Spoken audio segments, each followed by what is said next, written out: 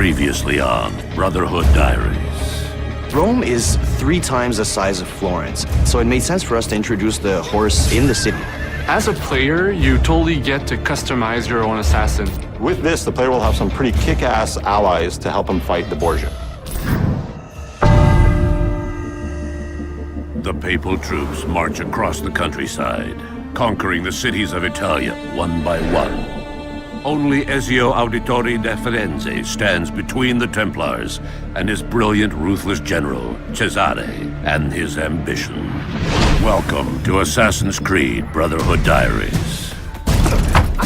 In Assassin's Creed Brotherhood, Ezio is facing his toughest foe ever. Cesare Borgia is the perfect nemesis. And basically, he can do whatever he pleases. He's got unlimited resources, being the general of the papal armies. He's really, really ruthless, and truly Ezio's biggest challenge to date.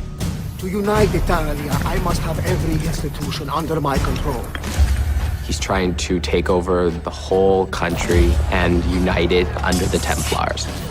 In Assassin's Creed Brotherhood, there's Cesare, who's your main target, but he's helped by 3 generals. The Duke de Valois, he has a huge army which helps Cesare make his law in Rome.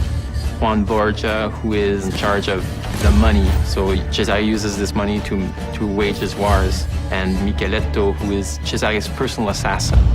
So we dedicated 1 full sequence of gameplay to learn a little bit about their backstory, how their influence is corrupting Rome and everything. So you'll get to experience the constant build-up where in the final showdown, you get to track down your final prey and kill him.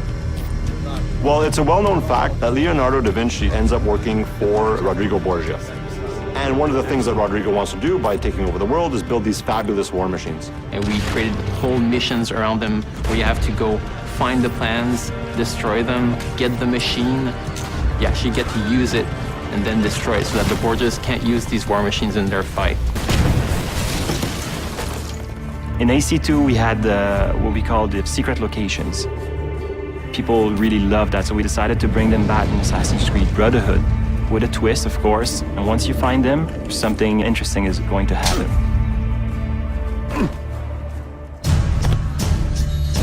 And then there's gadgets like crossbow that I've wanted to use since AC1. Now we have it in the game with upgrades on it. There's also the parachute, which is based off one of Leo's drawing that will permit you to glide if you jump from high enough buildings.